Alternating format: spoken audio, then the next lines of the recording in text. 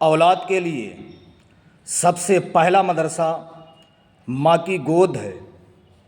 جس طریقے سے بچپن میں ایک ماں اپنی اولاد کی تربیت کرتی ہے، اولاد کی پرورش کرتی ہے، اسی طریقے سے اگر مائیں اپنی اولاد کی تربیت اور پرورش کرتے رہیں تو انشاءاللہ ان ماؤں کے بچے نمازی بھی بنتے ہیں، حاجی بھی بنتے ہیں، ماں باپ کے فرما بردار بھی بنتے ہیں۔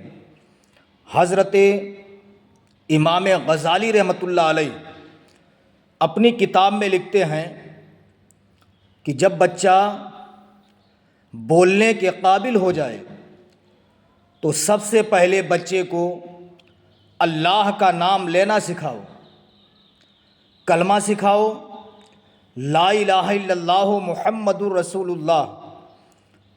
بچے کو سب سے پہلے اللہ کا نام لینا سکھاؤ۔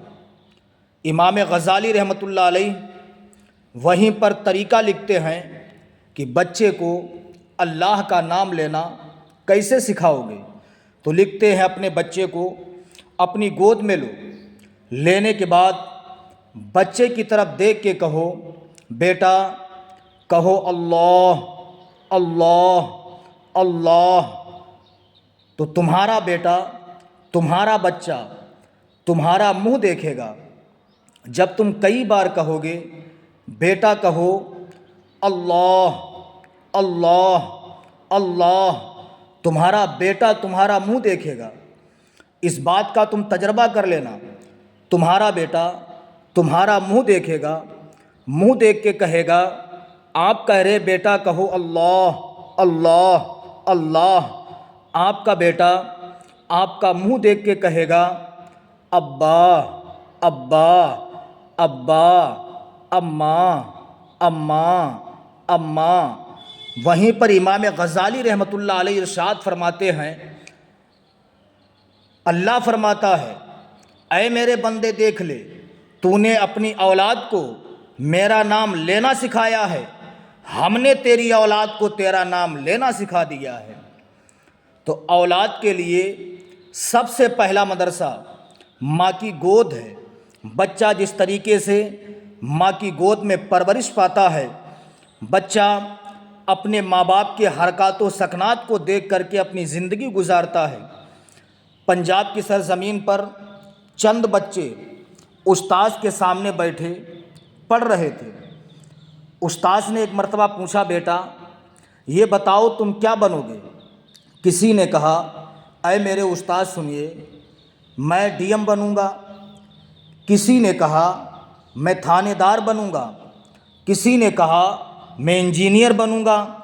کسی نے کہا میں سرکاری نوکر بنوں گا۔ ایک بچہ، استاذ نے پوچھا، بیٹا تم کیا بننا چاہتے ہو؟ وہ بچہ کہتا ہے، اے میرے استاذ سنیے، میں صحابی رسول بننا چاہتا ہوں، میں صحابی رسول بنوں گا۔ استاذ شش و پنج میں ڈوب گئے، آخر معاملہ کیا ہے؟ سارے بچوں کی منشا، سارے بچوں کی مرضی الگ ہے۔ کوئی ڈی ایم بنے گا، کوئی ایس ڈی ایم بنے گا، کوئی تھانے دار بنے گا، کوئی انجینئر بنے گا، لیکن یہ تنہا بچہ صحابی رسول کیوں بنے گا؟ استاذ نے پوچھا، بیٹا یہ بتاؤ تم ڈی ایم کیوں بننا چاہتے ہو؟ بچے نے کہا تھا، میرے استاذ سنیے، جب میں گھر سے چلتا ہوں میری ماں کہتی ہے میں اپنے بیٹے کو اتنا پڑھاؤں گی کہ اپنے بچے کو ڈی ایم بناؤں گی۔ دوسرے بچے سے پوچھا، بیٹا تم تھانے دار کیوں بنو گے؟ وہ بچہ کہتا، میرے استاذ سنیے، جب میں گھر سے نکلتا ہوں میرا باپ کہتا ہے اپنے بیٹے کو اتنا پڑھاؤں گا کہ تھانے دار بنا دوں گا۔ تیسرے بچے سے پوچھا، بیٹا تم انجینئر کیوں بنو گے؟ وہ بچہ کہتا، میرے استاذ سنیے، جب میں گھر سے نکلتا ہوں میری ماں کہتی ہے میں اپنے بچے کو اتنا پڑھاؤں گی کہ انجینئر بنا دوں گی۔ استاذ شش و پنج میں ڈوبے ہوئے ہیں۔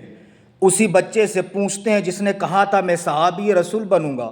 استاذ نے کہا، بیٹا کوئی ڈی ایم بنے گا، کوئی تھانے دار بنے گا، کوئی انجینئر بنے گا، لیکن بیٹا تم یہ بتاؤ تم صحابی رسول کیوں بننا چاہتے ہو؟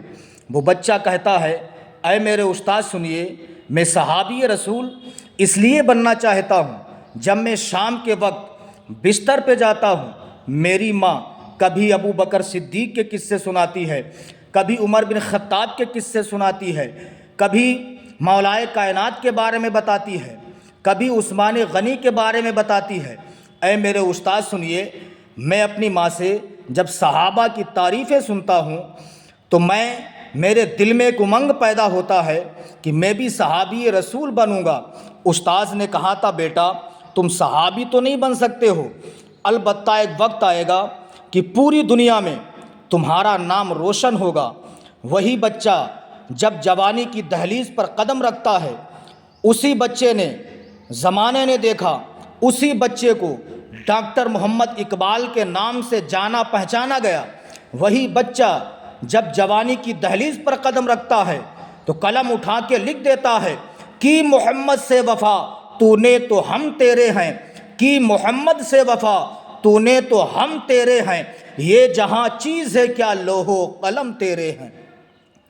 اس لیے اسلام کی مقدس شہزادیوں، اپنی اولاد کو، اپنے بچوں کو دین کا سپاہی بناؤ، خود شریعت پر عمل کرنے کی کوشش کرو، اپنی اولاد کو بھی شریعت پر عمل کروانے کی کوشش کیا کرو۔ اس لیے بچہ اپنے ماں باپ کی حرکات و سکنات کو دیکھا کرتا ہے، میرا باپ کیا کرتا ہے، میری ماں کیا کرتی ہے۔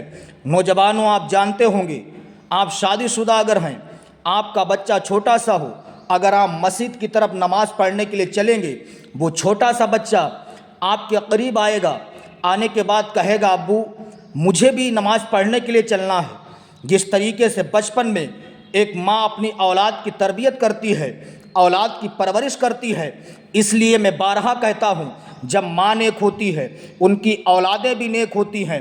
جب ماں نیک ہوتی ہے بیٹا حافظ قرآن ہوتا ہے، ماں نیک ہوتی ہے بیٹا عالم دین ہوتا ہے، ماں نیک ہوتی ہے بیٹا مفتی ہوتا ہے، ماں نیک ہوتی ہے بیٹا محدث ہوتا ہے، ماں نیک ہوتی ہے بیٹا مفکر ہوتا ہے، ماں نیک ہوتی ہے بیٹا شیخ الحدیث ہوتا ہے۔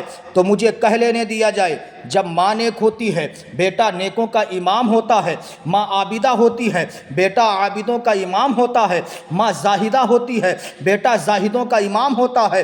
تو مجھے کہہ لینے دیا جائے، جب ماں فاطمہ ہوتی ہے تو بیٹا حسین اعظم بنتا ہے، جب ماں ام الخیر ہوتی ہے تو بیٹا غوث اعظم بنتا ہے۔